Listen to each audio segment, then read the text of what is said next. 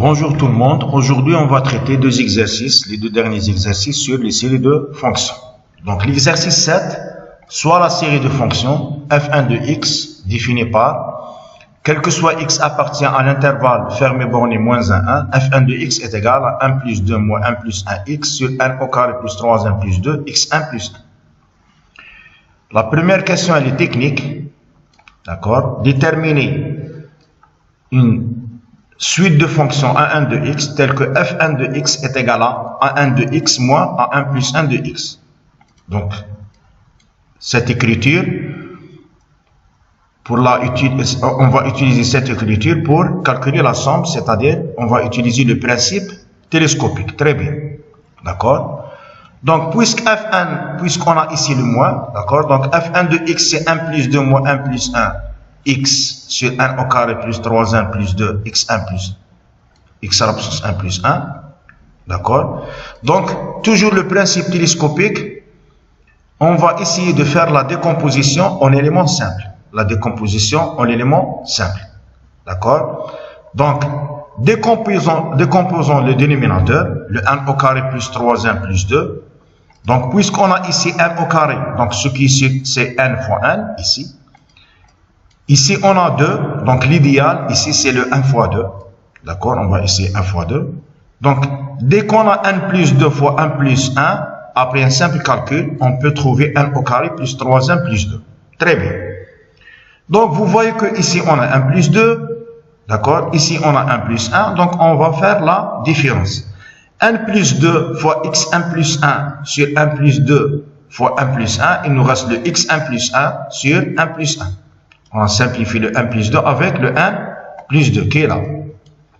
L'autre terme, on va simplifier l'autre. C'est 1 plus 1 sur 1 plus 1. On va le simplifier. D'accord? Mais le x fois x1 plus 1 va nous donner le x1 plus 2. Donc, vous voyez que ça joue le rôle de an. Ça joue le rôle de an. Et ça joue le rôle de an plus 1. an plus 1. Parce que le pas entre le premier terme et le deuxième terme, c'est 1. Ici, c'est 1 plus 1 et l'autre, c'est 1 plus 2. Très bien. Donc, on a écrit notre suite de fonctions f1 de x sous la forme a1x moins a1 plus 1x. Deuxième question, on va calculer la somme. Montre que la série, la somme de f1 de x, premièrement, converge uniformément. D'accord? Et on va déterminer leur somme. On va déterminer leur somme. Donc, avant de déterminer la somme totale, ou bien on va commencer par la somme parce qu'elle est très très simple, parce qu'on va utiliser le principe télescopique. Donc, toujours pour utiliser le principe télescopique, il faut passer par la somme partielle. Il faut passer par la somme partielle. Donc, S1 de x, la somme de fk de x, k allant de 0 à 1. Donc, qu'est-ce qu'il nous reste? Donc, après remplacement, il nous reste le premier terme, le a0 de x, moins le dernier terme, le a1 plus 1 de x. Après un simple calcul, a0 de x, ici, on va remplacer le n par 0, Donc, on va trouver le x, d'accord, moins le a1 plus 1, c'est le x1 plus 2 sur 1 plus 2. Très bien. Et la somme totale, S, c'est la limite de la somme partielle. C'est la limite de la somme partielle. Très bien. D'accord? Donc, la limite de la somme partielle, ce qui ici, on va faire une discussion suivant les valeurs de x, parce que si x est égal à 1, la valeur qui est ici est égale à 1, donc 1 sur l'infini, c'est 0. D'accord? Donc, la limite qui reste, c'est x, et on a remplacé le x par 1. Donc, notre limite est égale à 1. La même chose, si x est égal à moins 1 à la puissance n plus 2, on a soit le 1, soit le moins 1, d'accord? Très bien. Sur l'infini, c'est 0, donc la limite c'est x, donc x est égal à moins 1, la limite c'est moins 1. Et le reste, parce que ici le domaine de définition c'est le moins 1, l'intervalle fermé borné, il nous reste les éléments qui sont à l'intérieur, c'est-à-dire c'est les 0, ou bien les moins 0, Donc 0, d'accord. si on va faire tendre x vers l'infini, on va trouver 0, sur l'infini, donc la limite c'est 0 ici, toujours 0. Donc on va trouver la limite c'est x. Donc ici x moins est égal à moins 1, donc c'est le moins 1, c'est-à-dire le moins 1 joue le rôle de x. Et la même chose ici, x est égal à 1, la limite c'est 1, donc le 1 joue le rôle de x. Et dans le cas général, c'est-à-dire entre moins 1 et 1, la limite c'est x. Finalement, dans les trois cas, S de x, c'est x. S de x, c'est x. Très bien. Donc, la limite, la convergence uniforme. La convergence uniforme. Donc, la convergence uniforme, on va essayer de calculer le sup de Sn de x moins S de x. Sn de x moins Sn de x moins S de x. Donc, S de x, c'est le x, et voici le Sn de x. Donc, si on fait la différence, x avec x disparaître, on va trouver ça en valeur absolue. Donc, finalement, c'est le x1 plus 2 sur n plus 2. Donc, calculons le sup de Sn de x moins S de x. Donc, Sn de x moins S de x en valeur absolue, c'est x à la puissance 1 plus 2 sur 1 plus 2. D'accord? Donc, calculons le sup dans l'intervalle, bien sûr, de définition qui est moins 1, 1. Moins 1, 1. Donc, ici, le x dans le point 1 ou bien dans le point moins 1, pas de problème. Donc, est égal à toujours 1 parce qu'on a la valeur absolue. D'accord? Mais si le x, il est à l'intérieur, c'est les 0 virgule. Donc, ce qui est sûr, le sup, il est atteint. Le sup, il est atteint de cette valeur pour x est égal à soit 1, soit moins 1 parce qu'on a la valeur absolue. Donc, est égal à 1 sur 1 plus 2. D'accord? Donc, la limite de sup, toujours, il faut calculer la limite de sup quand 1 tend vers plus l'infini. C'est-à-dire, il faut chercher dans la convergence uniforme le sup de la fonction en fonction de x. Dès qu'on trouve le sup, il faut chercher la limite de sup. Donc, la limite de sup tend vers 0. Très bien. Donc, c'est-à-dire, notre série de fonctions converge uniformément dans l'intervalle moins 1, 1 vers la fonction s de x est égal à x. Très bien. Troisième question, qu'on va essayer de démontrer la convergence uniforme, la convergence normale dans la troisième question. Montrez premièrement que Fn est croissante sur l'intervalle 0,1. D'accord? Et établirons la convergence normale sur l'intervalle 0,1. Très bien. Donc, Fn de x est égal à x à la puissance 1 plus 1 sur 1 plus 1 qui est le A1 moins x1 plus 2 sur 1 plus 2 qui est le A1 plus 1. Très bien. Pour étudier la croissance ou bien la monotonie, on va calculer la dérivée. Très bien. Par un simple calcul, f'1 de x, c'est xn moins x1 plus 1 qui est égal à x à la puissance 1 fois 1 moins x. Donc, dans 0,1, ça, il est toujours positif. Donc, le signe dépend de ça. Mais le 1, c'est la valeur la plus grande, c'est-à-dire ça, il est toujours positif. Donc, finalement, la dérivée, elle est supérieure ou égale à 0, c'est-à-dire notre fonction, elle est croissante. Traçons table de variation. Elle est très simple. Donc, dans l'intervalle 0,1, donc la fonction, elle est croissante. Si on va remplacer par 0, la valeur, on va la trouver 0. Et si on va remplacer x par 1, on va trouver 1 sur 1 plus 1 moins 1 sur 1 plus 2. Le dénominateur commun, c'est 1 plus 1 fois 1 plus 2. Le numérateur, c'est 1 plus 2 moins 1 plus 1, c'est-à-dire c'est le 1. On va trouver la valeur 1 sur 1 plus 1 fois 1 plus 2. Très bien. Donc, pour étudier la convergence normale, qu'est-ce qu'il faut faire? Il faut calculer le sup de f1 de x dans l'intervalle 0,1. Donc, le sup, puisqu'on a la croissance, c'est la valeur qui est là. C'est la valeur qui est là. C'est-à-dire 1 sur 1 plus 1 fois 1 plus 2. Très bien. Donc, la convergence normale, elle est très très simple. D'accord? Donc, qu'est-ce qu'il faut faire? Il faut étudier le sup comme série numérique. Il faut étudier le sup comme série numérique. Parce que le sup de la fonction, en fonction de x, on va remplacer le x. On a remplacé le x par 1. On a trouvé la valeur 1 sur 1 plus 1 fois 1 plus 2. Donc, la série qui est là, est-ce qu'elle converge ou bien série numérique? Est-ce qu'elle converge ou bien diverge? Si elle converge, on a la convergence normale. Si elle diverge, on n'a pas la convergence normale. Donc, la série numérique qui est là, d'après le critère d'équivalence, elle est équivalente à la série de Riemann 1 sur 1 au carré. Et la série de Riemann 1 sur 1 au carré, elle est convergente, c'est-à-dire qu'elle est convergente. Donc, notre série de fonctions, elle converge uniformément sur l'intervalle 0,1. Sur l'intervalle 0,1. Très bien. Donc, l'exercice 8. Le dernier exercice, soit la suite de fonctions définie par quel que soit x appartient à n, quel que soit n appartient à grand N, f1 de x est égal à exponentielle moins 2nx sur 2n plus 1. Bon, l'exercice 8, il est beaucoup plus technique. C'est-à-dire, on a des questions. Le but est d'arriver entre la dérivée de la somme et la somme des dérivées. C'est-à-dire, il faut arriver à un lien entre la dérivée de la somme et la somme des dérivées. Bien sûr, on va utiliser la notion de la convergence simple, la convergence uniforme, etc. Très bien. Donc, la première question, c'est concernant les suites de fonctions. Étudions la convergence simple et uniforme de la suite de fonctions f1 de x. Très bien. N'oubliez pas que pour étudier la convergence simple pour les suites de fonctions f1 de x, on va calculer tout simplement la limite.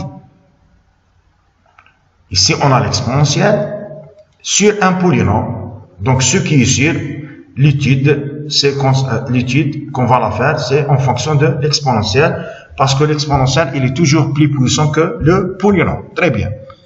Donc, si x est égal à 0, ou bien supérieur ou égal à 0, d'accord, on va trouver exponentielle moins l'infini. Exponentielle moins l'infini, toujours, il est puissant. Donc, c'est 1 exponentielle moins l'infini, c'est 1 sur exponentielle plus l'infini, fois 0, 0 c'est-à-dire 0 fois 0, c'est-à-dire la limite est égale à 0.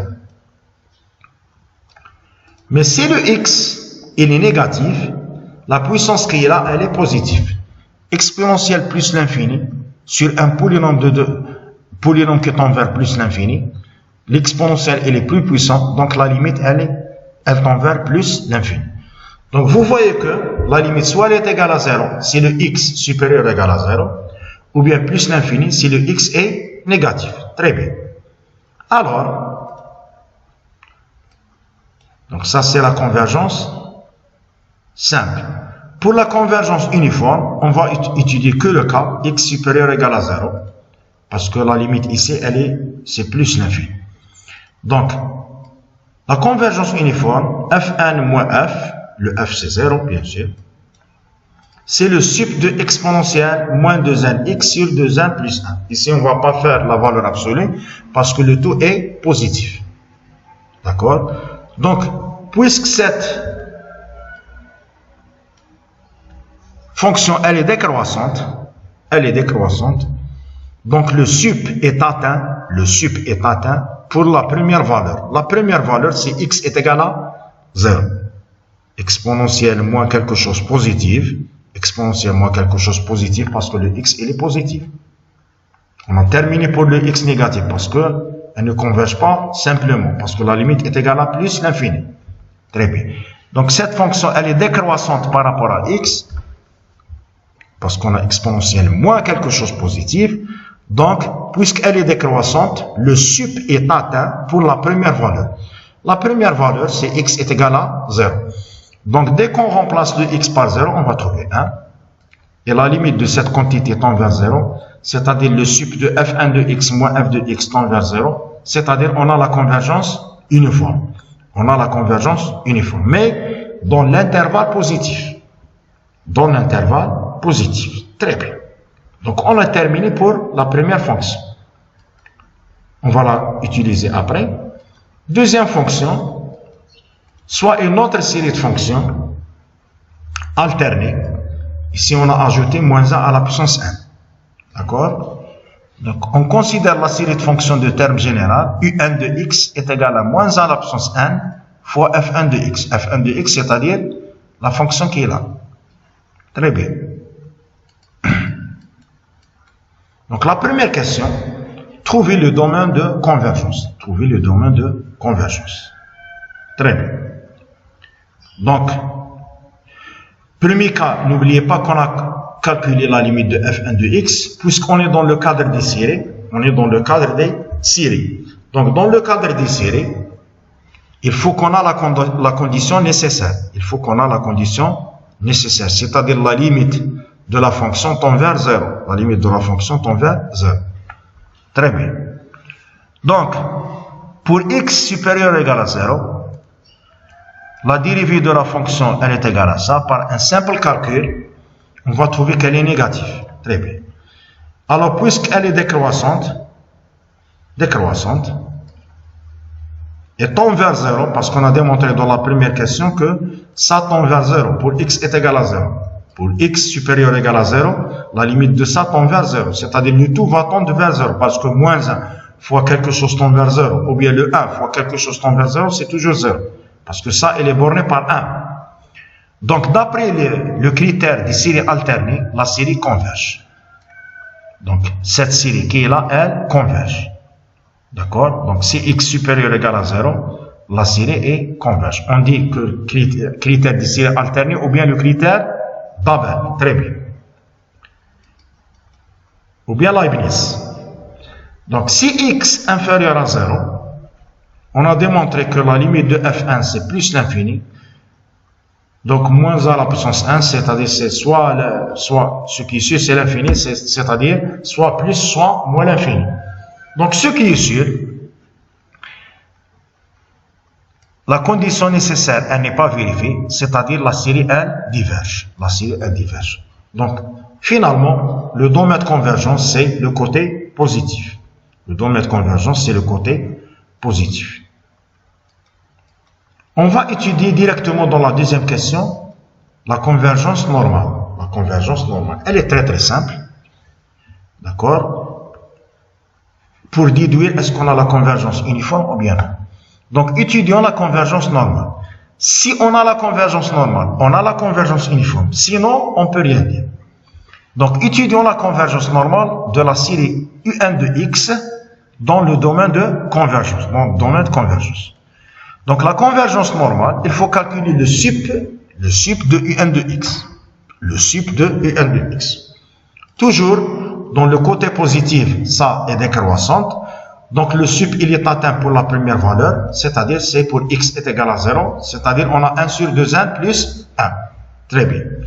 Mais cette série, soit on va l'appeler, c'est un cas particulier des séries de Riemann, alpha est égal à 1, parce qu'elle est équivalente. Elle est équivalente à 1 sur n, ou bien, on va l'appeler les séries harmoniques. Les séries harmoniques. Donc, ce qui est sûr, la série qui est là, elle diverge, c'est-à-dire le sup, il est équivalent, ou bien il est égal à une série, à un terme d'une série numérique qui diverge. C'est-à-dire, on n'a pas la convergence uniforme. On n'a pas la convergence uniforme dans le côté positif. Parce que le côté négatif, c'est bon. C'est bon, on n'a pas la convergence simple. Deuxième question. Si on a trouvé la convergence normale, on va dire qu'elle est directe, converge uniformément. Mais ici, non, on n'a pas trouvé la convergence normale. Troisième question, question C. Montrer qu'on a la convergence uniforme dans le domaine de convergence, c'est-à-dire le côté positif. Donc ici, on va utiliser le critère des séries alternées. D'accord? C'est-à-dire, toujours, le reste c'est S moins Sn. S moins Sn. Parce que dans la convergence uniforme, on va dire est-ce que le sup de S moins Sn tend vers 0 ou non. Mais dans les séries alternées, on a un autre critère qui dit que toujours la valeur absolue du reste, elle est inférieure ou égale au premier terme. Elle est inférieure ou égale au premier terme. Donc, n'oubliez pas que le reste, c'est le S. Le S, elle commence par le premier terme jusqu'au dernier terme. Jusqu'au l'infini. Moins Sn, elle termine à le terme d'ordre UN, d'accord? Le terme UN. Donc, tous les termes moins U0 plus jusqu'au UN, on va trouver le premier terme, après c'est le UN plus 1. Donc, d'après, puisqu'on est dans le cadre des séries alternées, cette méthode, ça marche que pour les séries alternées. Donc, la valeur la plus grande, c'est UN plus 1 de X. Donc, puisque le reste, elle est inférieure ou égale à UN plus 1 de X, donc, remplaçons. Le UN plus 1, c'est exponentielle moins de 1 plus 1 X sur 2 1 plus 3. Toujours, elle est inférieure ou égale, la première valeur X est égale à 0. Donc, 1 sur 2 1 plus 3. La limite qui est là tend vers 0. Donc, finalement, on a trouvé que la partie qui est là, elle est majorée par 0, qui est positive. Donc, le sup de R1 de X tend vers 0. Le sup de R1 de X tend vers 0, c'est-à-dire, on a la convergence uniforme. Parce que la convergence uniforme, il faut que le sup de S moins S1, qui est le R1, le reste, il faut qu'il tende vers 0. Donc, n'oubliez pas cette astuce. Toujours pour les séries alternées, on peut utiliser ça. Pour les séries alternées, on peut utiliser ça. Très bien. Question D. D'accord? Déduire que S de X est égal à la somme de UN de X est une fonction continue. Est une fonction continue. Ici, on va utiliser la convergence uniforme. Pourquoi? Parce que dans la convergence uniforme, parmi les techniques qu'on a utilisées, d'accord, si par exemple f elle est continue et la f1 elle est continue et la somme de f1 n'est pas continue, on dit directement qu'on n'a pas la convergence uniforme. D'accord? Donc dans ce cas, UN de x qui est là, f1 elle est continue, moins 1 l'absence 1, c'est une fonction continue parce que c'est l'exponentielle sur un polynôme. D'accord? Donc, puisque UN est continue et on a la convergence uniforme, ce qui sait sur la somme de UN doit être continue. Parce que si la somme de UN n'est pas continue, on va dire que directement qu'on n'a pas la convergence uniforme. Mais ici, on a démontré qu'on a la convergence uniforme. Très bien. Donc, puisqu'on a la continuité, c'est très simple de calculer la limite de S de X quand X tend vers plus l'infini. Pourquoi? Donc, puisqu'on a la convergence uniforme, donc la limite de S de X, c'est la limite de ça.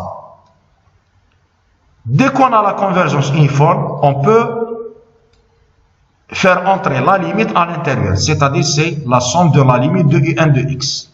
La somme de la limite de UN de X. Très bien. Mais ici, la somme, elle commence par n est égal à 0. La somme, elle commence par n est égal à 0. Si on remplace pour n est égal à 0, si on remplace pour n est égal à 0, donc un de x, qui est là, moins à l'absence 0, c'est 1, c'est f0 de x. f0 de x. D'accord? Et le f0 de x, f0 de x, c'est le 1. C'est-à-dire qu'on n'a pas le x. D'accord? Donc, le terme, le 1, c'est pour x, pour n est égal à 0. Les autres termes, toujours, il nous reste le x. Les autres termes, toujours, il nous reste le x. Mais n'oubliez pas qu'on a démontré que la limite de un de x est égale à 0. D'accord? Donc, ici, le seul terme, tel que leur limite n'est pas 0, c'est le premier. Tous les autres termes, la limite de un de x est égale à 0. C'est-à-dire, on va trouver 1, plus la somme commence par 1, la somme commence par 1 des 0. Donc, ça, c'est 0. Donc, finalement, on a trouvé que la limite de s de x, x tend vers plus l'infini, est égale à 1. Donc, l'astuce ici, c'est de faire entrer la limite à l'intérieur de la somme. Très bien. Troisième paragraphe, c'est le dernier. On va faire le lien entre la dérivée de la somme d'une suite et la somme de la dérivée de la suite. Donc, on va poser une autre suite de fonctions v1 de x qui est égale à exponentielle moins x u1 de x. D'accord? La question, étudier la dérivabilité de la somme de v1. La dérivabilité, est-ce qu'elle est dérivable? Sur l'intervalle a plus l'infini, bien sûr, a, c'est une constante positive. A, c'est une constante positive. Donc, ici, on va appliquer un théorème de dérivabilité qui dit la chose suivante. On suppose que toute suite de fonctions f1 de classe C1 elle est dérivable et la dérivée elle est continue. On a la première condition, la somme de f1 converge simplement sur I. Il faut qu'on ait la convergence simple de f1. Et la somme de la dérivée de f1 converge uniformément sur tout segment contenu dans U. D'accord? Alors, la somme de f1, elle est de classe C1. Et voici le résultat le plus important. La dérivée de S, parce que S, la dérivée de S, c'est la somme de f1, le tout dérivé, est égale exactement la somme de la dérivée. La somme de la dérivée. C'est-à-dire, au lieu que la dérivée soit à l'extérieur, on va la mettre à l'intérieur de F. À l'intérieur de F. Donc, pour faire ça, il faut qu'on ait les deux conditions qui sont là. La somme de f1 converge simplement et on a la convergence uniforme sur chaque sous-intervalle inclus dans U. Très bien. Donc, on va appliquer ça pour notre exemple. Donc, la série, la somme de V1, c'est exponentielle moins x à l'extérieur parce qu'il ne dépend pas de 1. La somme de U1 de x. D'après qu'on a vu, converge uniformément sur l'intervalle positif. Il converge uniformément sur l'intervalle positif. Donc, on a la convergence uniforme, bien sûr. On a la convergence simple. Très bien. En plus de ça, V'N de x, V'N de x, la dérivée, après un simple calcul, est égal à ça. Donc, la valeur absolue, on va démontrer que la somme de V', c'est-à-dire on va vérifier ça, converge uniformément. V'N de x est égal à ça. La valeur absolue de V'N, elle est inférieure ou égale à ça, parce que ça, leur valeur absolue, c'est 1. Ça, c'est décroissante. Donc, le sup, il est atteint pour la première valeur. Le sup, il est atteint pour la première valeur. Donc, pour étudier la convergence uniforme, le sup de V'N de x est égal exponentielle ça. Donc, est égal à ça. Donc, la somme, parce que la convergence uniforme, c'est concernant la série, c'est pas concernant la suite de fonctions. Donc, la somme de V'N de x qui est égale à ça. On a trouvé que ça est l'écriture d'une forme d'une série géométrique. Série géométrique. Donc, c'est une série géométrique convergente parce que tout simplement la raison, elle est plus petite que 1. La raison, elle est plus petite que 1. Donc, finalement, on a vérifié la deuxième condition. La somme de V'N de x converge normalement. On a la convergence normale. Pourquoi? Parce que la série qui est là, elle converge. La série qui est là, elle ne dépend pas de x et elle converge. Le sup, il est plus petit. Ici, on a utilisé le critère de comparaison. Le sup, il est plus petit d'une série géométrique numérique qui converge. D'accord? Géométrique numérique qui converge. Donc, on a la convergence normale. Et dès qu'on a la convergence normale, c'est-à-dire on a la convergence uniforme. Ici, on a passé directement la convergence normale parce qu'elle est très simple. Donc, on a vérifié la deuxième condition, c'est-à-dire la somme de V'N, elle converge uniformément, bien sûr, sur tout l'intervalle. Donc, d'après le critère de dérivabilité qui est là, donc qu'est-ce qu'on va déduire? On va déduire que la somme de Vn est de classe C1 et en plus de ça, on peut faire entrer la dérivée à l'intérieur. C'est-à-dire, la dérivée de la somme, c'est la somme des dérivées. Donc, n'oubliez pas que dans les suites de fonctions ou bien les séries de fonctions, ça, ce n'est pas toujours vérifié. Sauf si on a les deux conditions qui sont là. La convergence simple de Fn et la convergence uniforme de F'N. Très bien. Donc, on va utiliser la propriété qui est là pour trouver des... Voilà. Donc, calculons T de x, la somme de V'N de x. Donc, T de x est égal à la somme de V'N de x. D'accord? Donc, normalement, t de x, elle est égale à ça. D'accord? Donc, est égale à la somme de v'1 de x. On a calculé v'1 de x. Donc, est égal. Donc, ici, vous voyez qu'on a une série géométrique. On a une série géométrique. D'accord? Série géométrique, leur somme est égale à 1, la somme totale, bien sûr. 1 sur 1 moins la raison. 1 sur 1 moins la raison. Par un simple calcul, on va trouver qu'elle est égale à ça. Donc, la somme de v'1 de x, on a remplacé que par v'1 de x qu'on a calculé. On a calculé déjà ça. Voici le résultat. D'accord? On va faire sortir tous les termes qui ne dépendent pas de 1. Finalement, on a trouvé une série géométrique. Leur somme totale, c'est 1 sur 1 moins la raison. Par un simple calcul, d'accord? Exponentielle x plus exponentielle moins x. On a divisé sur 2 pour trouver le CH. Pour trouver le CH. Et c'est terminé. Si on va écrire le résultat comme ça, c'est juste, hein, en fonction des exponentielles. Quatrième question. Montrer que la somme S de x est égale à exponentielle x fois ça. Donc ici, on va utiliser la propriété qui est là. Donc t de x est égal à la somme de v'1 de x ou est égal à la dérivée de la somme. La dérivée de la somme, c'est la dérivée de exponentielle moins x et un de x. Exponentielle moins x et un de x.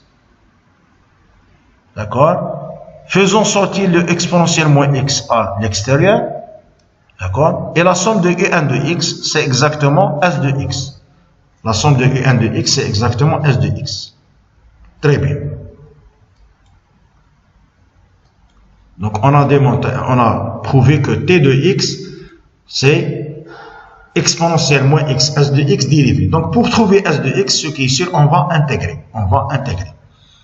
Donc, si on pose k de x, c'est exponentielle moins x, s de x. Donc, on va intégrer, bien sûr, on va faire les bornes. La limite de k de x, x tend vers plus l'infini, puisque ça, il est plus puissant. Donc, la limite, elle est égale à toujours 0, parce que ici, on a exponentielle moins l'infini. Car, la limite de s de x, quand x tend vers plus l'infini, c'est 1. X tend vers plus l'infini, c'est 1. Très bien. Donc, t de x, c'est k de x prime. K de x prime. Très bien. Donc, pour trouver le s, on va intégrer. Donc, l'intégrale de k de t prime dt entre x et plus l'infini. Pourquoi x? Pour trouver k de x. D'accord? Au plus l'infini, c'est 0. Déjà, ici, c'est exponentielle moins l'infini. Il est plus puissant. D'accord? Ici, même si on n'a pas s de x parce que, une minute.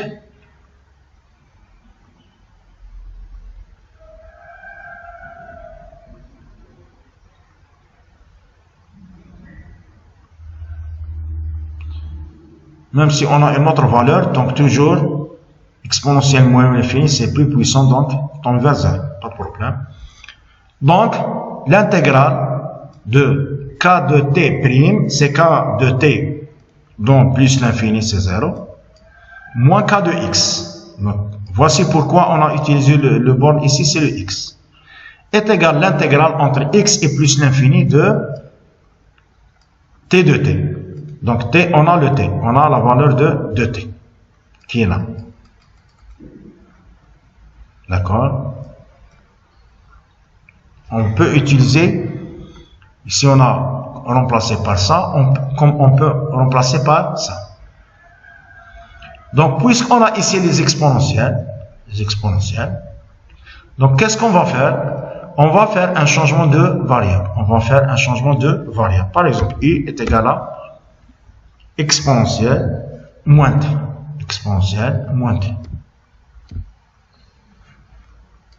Donc implique le du est égal à moins exponentielle moins t. Donc dès qu'on remplace, on va trouver ici u au carré. Et ici le moins exponentielle moins t avec le dt, c'est du. C'est-à-dire on va trouver l'intégrale du c'est 1 plus E au carré, c'est arc tangente U. Arc tangente U. Donc le moins qui est ici, le voici. D'accord? Donc finalement, on a K de X. D'accord? K de X est égal à moins. On a passé le moins qui est à gauche à la droite. Moins arc tangente exponentielle moins t. Entre X et plus l'infini. Très bien. Donc plus l'infini, exponentielle moins l'infini, c'est 0. Arc tangente 0, c'est 0. Très bien. Moins avec moins me donne plus. Donc pour X, on va trouver arc tangente moins X. Finalement, le cas de X qui est là, c'est-à-dire exponentielle moins X, S de X, c'est arc tangente moins X. C'est-à-dire S de X, on va multiplier par exponentielle X pour que ce terme disparaisse. Donc S de X est égal à exponentielle X arc tangente moins X. Très bien. Donc, vous voyez que on a trouvé la valeur de S en utilisant le critère de dérivabilité. La dérivée de la somme, c'est la somme des dérivées. Très bien. Dernière question. Justifie cette somme, c'est-à-dire on va démontrer que la somme de moins à l'absence 1 sur 2 plus 1 est égale à plus sur 4. Très bien. Donc ce qui est sûr, on va utiliser la valeur qui est là. Donc S de X est égal à exponentielle X arc tangente moins X. Avec S de X, elle est continue. On a démontré qu'elle est continue. Donc la limite de S de X quand X tend vers 0, c'est la limite de S de X qui est égale à la somme de U1 de X. Et on a trouvé S de X qui est là. On a la continuité. Donc, si on va remplacer X par 0, qu'est-ce qu'on va trouver? Exponentielle 0, c'est 1. D'accord? Arc tangente, exponentielle 0, c'est-à-dire arc tangente 1. Et puisqu'on a la continuité, la limite de la somme, c'est la somme de limites. La somme de limites. D'accord? Donc, finalement, arc tangente 1, c'est quoi? C'est pi sur 4. Et le U1 de X au début,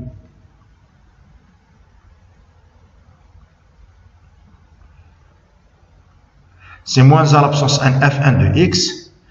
Donc, F1 de X, si X tend vers 0, on va trouver 1 sur 2n plus 1. Donc, on a moins à l'absence 1 sur 2n plus 1.